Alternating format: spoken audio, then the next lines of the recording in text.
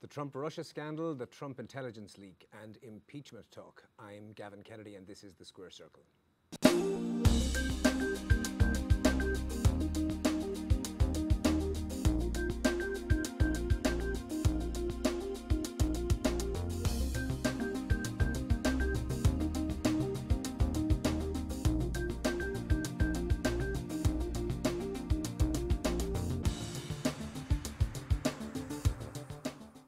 If you have a passion for helping people, want to launch a new charity, or need to raise funds, Voluntary Solutions can help. You have a passion for helping people. We have a passion for helping you. Visit voluntarysolutionsdc.com, 844-739-5488.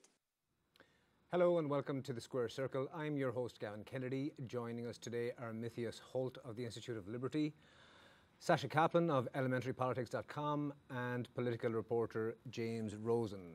Welcome, everybody. It's been a week of scandal and controversy for the Trump administration. A week after Trump fired FBI Director James Comey, reports surfaced about a memo about a meeting between the two in February. Here's the story from NBC News. According to a memo Comey wrote to his own files in February, President Trump suggested that Comey should end any FBI investigation of whether Michael Flynn lied to the FBI when he denied meeting with Russia's ambassador to the U.S. According to the memo, the president made his comment the day after Flynn stepped down as national security advisor. "I hope you can let this go," the president said, according to the memo. "He is a good guy." Later in the week, the Justice Department appointed former FBI Director Robert Mueller as special counsel to lead the investigation. And just today, Deputy Attorney General Rod Rosenstein testified before Congress. Mytheos Holt, do you feel the Trump White House has lost complete control of the narrative here? Well, they would have if it weren't for the fact that they went out and did the very thing that the Democrats wanted them to do all along, which is appoint a special prosecutor, or counsel, I should say, because a special prosecutor is supposed to actually prosecute a crime. A counsel is there to investigate if there has been a crime. To my knowledge, there has been no evidence of a crime being committed at all this entire investigation. The president is completely right to say that the Russia business has been a witch hunt from the start. But I think that his initial reaction when told about the Bob Mueller choice, when, by the way, Bob Mueller is a solid no-drama choice who will avoid all the histrionics and theatrics that you'd get from someone like Jim Comey. Trump, when he first found out about Bob Mueller being chosen, said apparently to White House staff, "Look, this is the hand we've been dealt. You have nothing to hide. Move forward." I don't think there's anything more that needs to be said. Today, the Times reports that there has been 17 contacts between the Trump campaign and Russia in the 7 months before the election. Reuters, actually, and what they said was, yes, there have been 18 contacts between the Trump campaign and Russia, but that there has been no finding of collusion by the investigators who've looked at those contacts. They appear to have been essentially routine foreign policy reaching out from members of one presidential team to a foreign administration. It's unusual, the number, but they do happen an awful lot, those kinds of contacts between foreign governments and presidential campaigns. I don't remember a single instance in any presidential campaign. I disagree. It's highly unusual. In fact, it's extraordinary that a presidential campaign, members of a presidential campaign would be having direct contact with members of not only a foreign government. It would be one thing if it was England. That might raise an eyebrow here or there. But it's not an ally of ours. That's what makes the difference. This is not just a foreign government. Russia is not an ally of ours. And I cannot remember, I've been covering politics for longer than I like to admit, I don't think there's ever been an instance, unless the Kennedy brothers did it covertly with Cuba, which is possible, but I don't think there's ever been an instance. So I have to correct the record here. Well, James, I hope you'll tell Vladimir that I'll have more flexibility after the election, because that's exactly what Barack Obama did to Dmitry Medvedev in 2012 and was caught on a hot mic saying so. In fact, you should have read the Reuters story, because they said there were 6 contacts between the Obama administration and foreign governments when they first were running in 2008. Which foreign governments? Which foreign governments? You'd have to look at the story. I don't recall exactly which ones. I believe Russia was among them. In fact, okay. Yes, and in fact, the fact that Obama was trying to do a reset policy with Russia, it would naturally follow that he'd try and have a talk with them. Sasha Kaplan, do you think that Trump has retained an attorney for himself yet? I don't think so. He actually came out today and said that like all of these talks of investigation and impeachment, they're all ridiculous and they're not going to happen. And he seems very confident that everything's going to blow over, that there's no evidence, and that it's all going to get just dismissed and it's all going to go away. At least that's the impression that I'm getting. I have the opposite impression. I'm being contrarian here. I think he's in full-fledged panic. I think even by Trumpian standards, his statements and his actions of the last week indicate complete, utter panic, even by his standards where he does a lot of weird things. Can you give an example? Well, we start with firing Comey. I mean, that's the first thing. That's probably the biggest example. And I could give other examples of things that he has said in recent days. I think he's running around like a chicken with his head cut off. I think he's got the personality where he will from time to time step back and say, we got this under control, I'm not worried, and so forth. But his actions belie him, his tweets belie him, and his weird statements belie him. Mytheos, to what extent? My role is to be the contrarian here. Yes, that's true. To what extent is the independent counsel, special counsel, independent? Where does what's the chain of command? Oh, so good question. It's a good question, actually. Bob Mueller is going to be serving explicitly at the pleasure of Deputy Attorney General Rod Rosenstein. It would theoretically normally have been under the supervision of Jeff Sessions, but Jeff Sessions recused himself from the Russia probe, so it's Rosenstein instead. Except for when he fired Comey. Sessions could... Except he didn't fire Comey. I'm being facetious. Sessions still could fire Rosenstein, not necessarily in relation to the Russia investigation. He could. It would be very politically risky for him to do so, and I don't see that Sessions would necessarily have a reason to do that. Rosenstein is broadly well-liked across the entire spectrum, from Trump's people on down to the far left of the Democratic Party. So could Trump fire Rosenstein?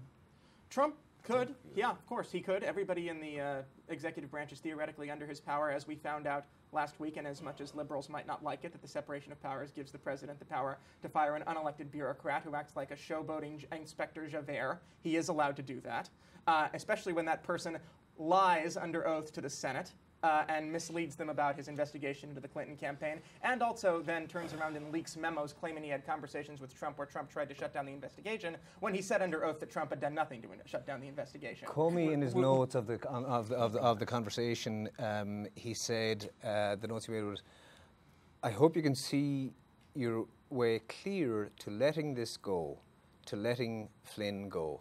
Now the special prosecutor is looking for crimes, and conviction of a crime is a very high standard.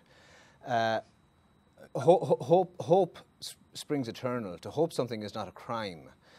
Do you think that Mueller? I think that's I mean, I'm a careful writer, and I wouldn't be that careful. I mean, think of what's happening here. This is, in my opinion, obstruction of justice that exceeds Nixon's obstruction. Okay, so of to justice. hope. And here's why. To hope. Here's why. No, here's why. If you're the president of the United States and you're talking to the FBI director who, as Mytheos said, serves at your pleasure. Okay, you don't need to say in a stern way or a mean way, let this go. Just saying, I hope you can let this go. That is more than sending a signal. That is expressing your desire as this gentleman's boss and as President of the United States. And I cannot think of a more clear example of obstruction of justice. Sasha, do you believe that could be grounds for obstruction of justice and conviction? I think that it can certainly be argued that way.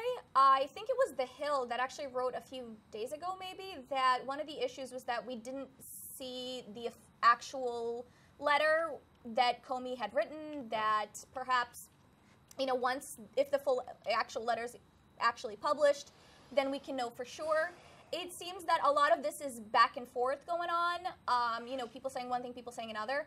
I think that, the implication here is, I hope you can let this go. I think that's a very valid point, that the president doesn't need to come out with a hammer and says, you need to stop this investigation. On the other hand, Trump seems like the kind of person who would do that.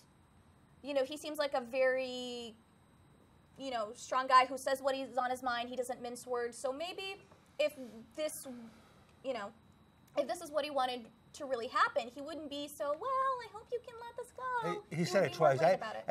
If that's his best defense, he's in big trouble. Well, that's not his best defense. First of all, two liberal attorneys, Jonathan Turley and Alan Dershowitz, both of whom have absolutely no track record of being right-wingers or being pro-Trump. In fact, Turley testified during the Clinton impeachment trial, so he would know what he's talking about. They've said this doesn't go to obstruction because there's no quid pro quo, for one thing. And secondly, there's no clear sign that Comey listened to him, and Trump didn't actually threaten him with anything. The firing, look, a lot of people on the left like to say that Trump has absolutely no attention span and does things on the spur of the moment. In what universe are they imagining that Donald Trump is going to wait 3 months after being told no to fire his FBI investigator like he's Frank Underwood? That's not how the man works. Today, Trump said in his press conference he could only, when asked about connection with collusion with Russia in the election, he said, I can only speak for myself. I certainly had none. Yes, and that's fair. I mean, he may not know whether Roger Stone or Paul Manafort or other people did stuff on the side. By the way, in response to saying there's no quid pro quo, there absolutely is a quid pro quo, which is if Comey drops the case against Flynn, then what Trump gets is a removal of a huge stain on his reputation for having chosen such a flawed national security. I'd like to remind our viewers that you can submit your questions to our guest through our website, www.publicsquare.net, and we'll answer as many as we can live on air towards the end of the show. Another big story this week was President Trump's alleged leak of classified information to Russian officials. In a meeting at the Oval Office last week, Trump reportedly divulged sensitive information regarding an Islamic State terror plot. James, is there a Mossad agent in some city in Syria right now that's in a very uncomfortable position? Yeah, I think that the fact that it came from Israel and the fact that it's so difficult for Israel, presumably, to place somebody inside of ISIS, it makes it very problematic. And whether or not it ends up hurting Israel and hurting Israel's mole, I think what it demonstrates is that, is President Trump's lack of understanding of how a president should act, the restraints on a president. That's the most troubling thing. Is that he apparently was kind of boasting, and it was more important for him to kind of show off to the Russians, of all people, than to observe proper protocol. I think the damage portion of it perhaps has been a little bit overblown. We don't really know yet. We don't know enough of the specifics to know how much damage there has been. But the start of the problem for Trump was that he had a day after firing Comey? Soon after firing Comey, he had these guys in the Oval Office. That was the start of the problem. And then by saying what he did, he exacerbated it. Mytheos, what are the implications of that being reported? Well, the implications are that you're going to get alarmist talk about this, even though, and I'll speak slowly so that everybody who's watching who might be a liberal can understand. The president has absolute discretion to declassify information. We may not agree with the wisdom of his decision. We may find it hasty, but he has that authority. Why do you think he did it? I assume I actually take him at his word on. But he declassified it to I actually take him at his word on. Unfriendly government. Yes, of course. And President Obama declassified Israeli intelligence to the Iranians in order to deal with them all the time. I'm glad to hear you're just discovering being upset about this now. The problem that Iran is a far more, and Iran, by the way, Iran is a far more credible enemy of ours than Russia. At least Russia isn't running around, blowing people up or sponsoring people who blow people up, at least not directly. Iran, on the other hand, does that all the time and is one of the great. Can you give one example of I covered President Obama pretty closely. Can you give one example specifically of President Obama? What did you say he did? Declassified. 6 times he declassified information to screw. See, she knows to screw the Israeli intelligence services as a means of negotiating with Iran when he was negotiating the Iran deal. But can you give? You said 6 times. Can you give an example of one of those times? One specific what he told I think she's doing it now. Was he leaked anti-Iranian operations that Israel was conducting to Iran? That was one of them. There was an article that was released right around the same time as this story broke that, this is not news. President Obama has been caught in hot water. His administration has been caught in hot water. Maybe by Fox News. Not just by Fox News. I believe there was another one about leakage, declassification about SEAL Team 6. That seems entirely accurate. And I'm glad to hear, by the way, that you now admit that fake news exists. Thank you. General Flynn has been reportedly been paid $500,000 by the Turkish. I think we're getting some fake news on this column. By the Turkish government for lobbying. What is Turkey's role in the conflict in Syria? What are their interests? Turkey has their own specific interests. They are, on the one hand, they're not happy with what's going on in Syria. They don't like the Kurds. They don't want anybody helping the Kurds. They are, I believe they were helping ISIS fight the Kurds. They were themselves fighting the Kurds. And Erdogan, who is, I believe, the prime minister or president of Turkey, helped to funnel terrorists, ISIS members, into Europe. So there was a report that Flynn possibly interfered in a planned US attack against ISIS forces because it would not be beneficial to Turkey at that time, who were fighting against ISIS. Yeah, and I think that Michael Flynn is basically the Ollie North of this administration at this point. I mean, I will be honest, this is one area where James and I probably will agree. I don't understand why the president keeps defending him. I think it's probably personal loyalty combined with, having worked well with the guy. But frankly, it seems a bit odd that this man who clearly has done many things wrong, and in fact knew he'd done things wrong and asked not to be put in this kind of position, should be continually treated as this martyr that Trump wants to dump. How about Paul Manafort? Do you think he'll dump his campaign manager, Paul Manafort? I don't think that Paul Manafort, there's been no evidence yet that Paul Manafort did anything other than act generally shady, from what we understand. Manafort's own daughter says the $5 million that Daddy got was blood money. Blood money, sure, doesn't mean it's illegal. I mean, plenty of people have taken, if you know anything about Manafort, Black and Stone and the rest of that firm, they took so much blood money perfectly legally from foreign governments before Trump was ever heard of as a politician. So that means nothing. I think this episode brings up a troubling role of Turkey that precedes President Trump. It goes through the Obama administration, the Bush administration, goes back many decades, which is that Turkey, it's the only Muslim member of NATO, and so for that reason it has great importance to the West, to the NATO alliance, to show that NATO is not just a Christian and Jewish alliance. It includes Muslims. So it's very important symbolically, but really I think Turkey has been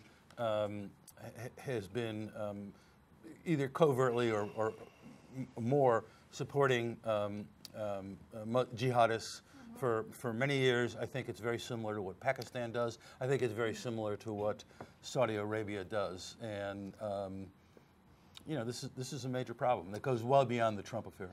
Finally, the scandals of this week have brought the I word back into the political discussion. That is impeachment. Sasha, what do you think?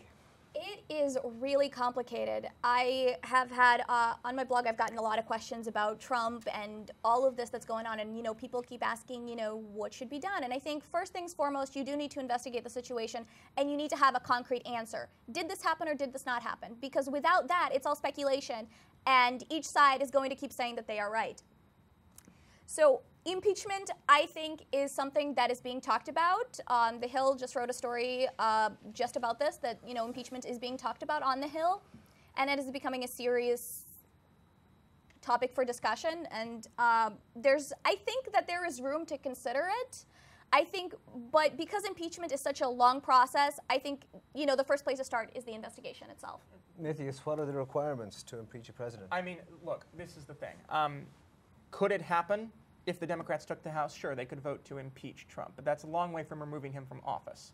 Right now, the Republicans control the Senate with 52 votes to 48. It takes 2/3 of the Senate to impeach, to throw the president out of office if he's convicted.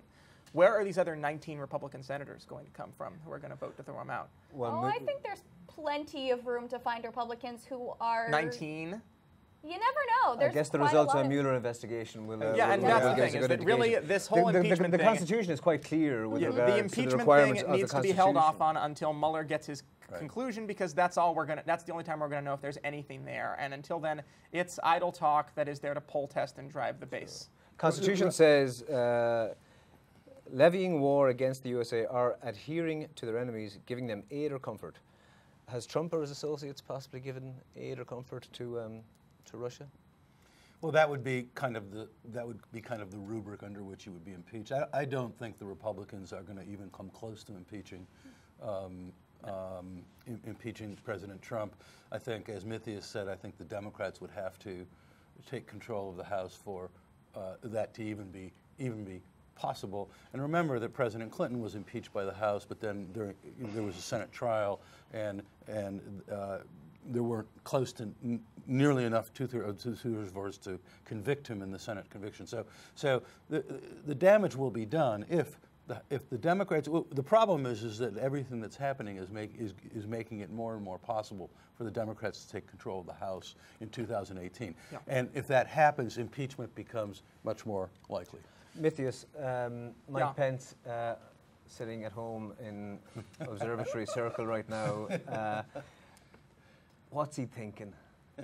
You know, I think that he's probably thinking to himself, on the off chance that the Democrats take the House in 2018, I'd better make no sign whatsoever that I want this, because if I do, then I'm in real trouble.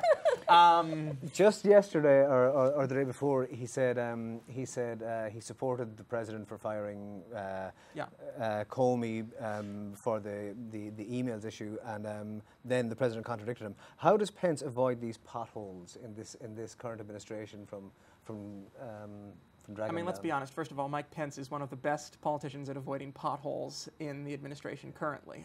He just keeps giving the discipline message that comes out of whatever his comms people and whatever the president wants him to say. He'll find a way to say it. And look, given how Mike Pence has behaved throughout this entire administration and through the campaign, he's either literally Frank Underwood, the most gifted, duplicitous vice president who pretends to be nice on the outside but is secretly undermining his boss, or he really is just that loyal of a soldier. Is there any reason why the Republicans on the Hill would not prefer Pence as president rather than? I think many Republicans on the Hill, many of them, prefer Pence. He served in the House, but they can't say it because they might get primaried. Yeah, they can't. Yeah, they can't say it publicly. I think Mike Pence would prefer Mike Pence as president. All right, let's take some questions from our viewers. We have Kelly Taylor. Even if Comey's memo says Trump tried to shut down the investigation, isn't it a case of Comey's word versus Trump's?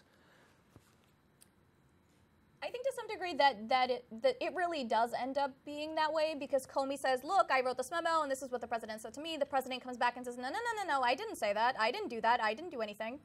But the problem is Trump is losing credibility by the hour. That's the other issue. And Comey, I would say, has more. And also, if Comey can produce memos that can be proven, and I think they can be proven through analysis and so forth. But it's just a memo. To have been written contemporaneously right after the meeting. That my understanding is that these kinds of memos have carried weight in criminal trials and so forth. Mytheos, who has more credibility, James Comey or President Trump? Oh, they're both in trouble right now, honestly. I mean, James Comey already got in trouble for saying multiple false things to Congress. He was despised by both sides of the aisle before the Democrats decided it was an opportune moment to say they liked him.